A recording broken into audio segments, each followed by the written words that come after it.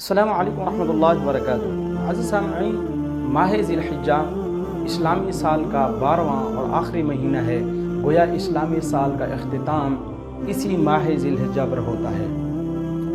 ماہ ذی الحجہ اپنی عظمت، اہمیت اور فضیلت کے اعتبار سے باقی تمام مہینوں سے بڑا ہوا ہے، اور ماہ ذی الحجہ ان 4 مہینوں میں شامل ہے جن کی عظمت، فضیلت اور حرمت کی گواہی خود اللہ تعالیٰ نے دی ہے۔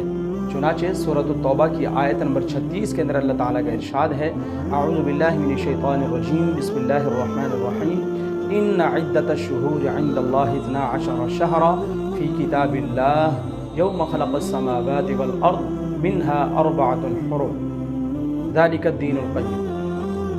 اللہ تعالیٰ ارشاد فرماتے ہیں کہ ان عدۃ الشہور عند اللہ 12 شہرا، کہ اللہ تعالیٰ کے ہاں مہینوں کی تعداد کل 12 ہے، اور یہ 12 مہینے کب سے اللہ نے بنائے؟ یوم خلق السماوات والارض، جب سے اللہ نے زمین و آسمان کو وجود بخشا، تب سے اللہ تعالیٰ نے اسلامی سال کے کل مہینوں کی تعداد 12 بنائی ہے۔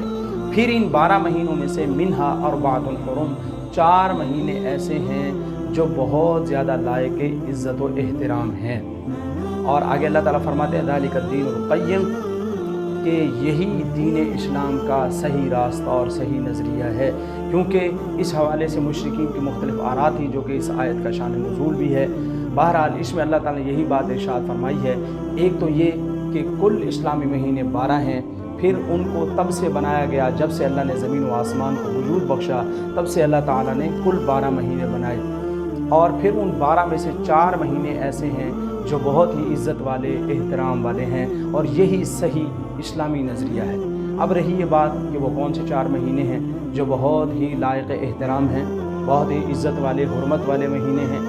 اس سلسلے میں بخاری شریف کے اندر سیدنا ابو بکر رضی اللہ تعالی عنہ کی روایت ہے، وہ کہتے ہیں نبی کریم صلی اللہ علیہ وسلم نے خطبہ حجۃ الوداع کے موقع پہ ان 4 مہینوں کی تعیین فرما دی کہ وہ کون کون سے مہینے ہیں۔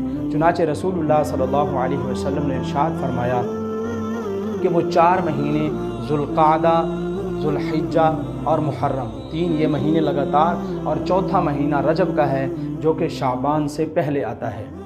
یہ کل 4 مہینے ہیں جو بہت ہی احترام والے ہیں۔ پھر ان 4 مہینوں میں سے بھی سب سے زیادہ عزت اور احترام والا مہینہ وہ ماہ ذی الحجہ ہے، کہ اس کی بہت زیادہ عظمت ہے، بہت زیادہ فضیلت ہے۔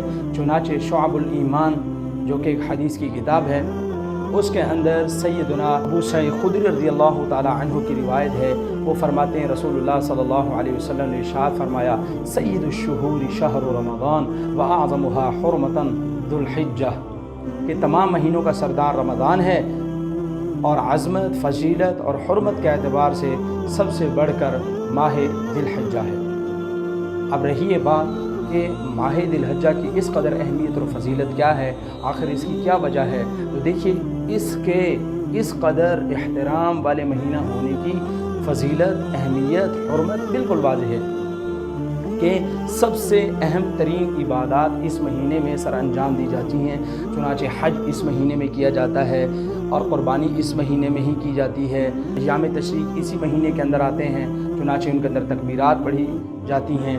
اسی طرح ماہ ذی الحجہ کا جو پہلا عشرہ ہے وہ بھی اپنی عظمت اور فضیلت کے اعتبار سے بہت فضائل کا حامل ہے، اور ماہ ذی الحجہ کے پہلے عشرے کے جو فضائل ہیں، جو اہمیت ہے، وہ انشاءاللہ ہم دوسرے کسی لیکچر میں ذکر کریں گے۔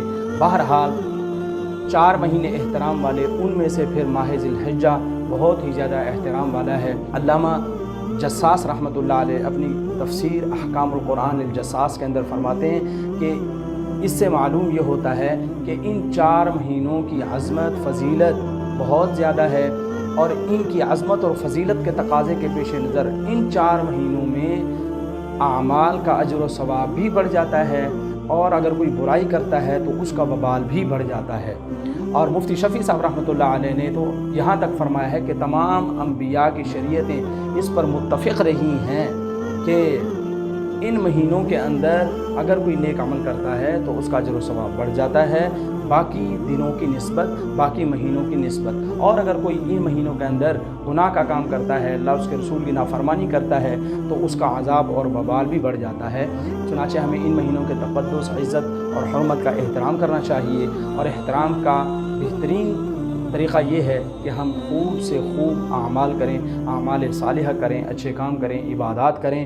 اور دوسری صورت یہ ہے کہ اگر ہم نفلی عبادات زیادہ نہ کر سکیں تو کم از کم گناہوں سے ضرور بچیں، یہ بھی عبادت ہے۔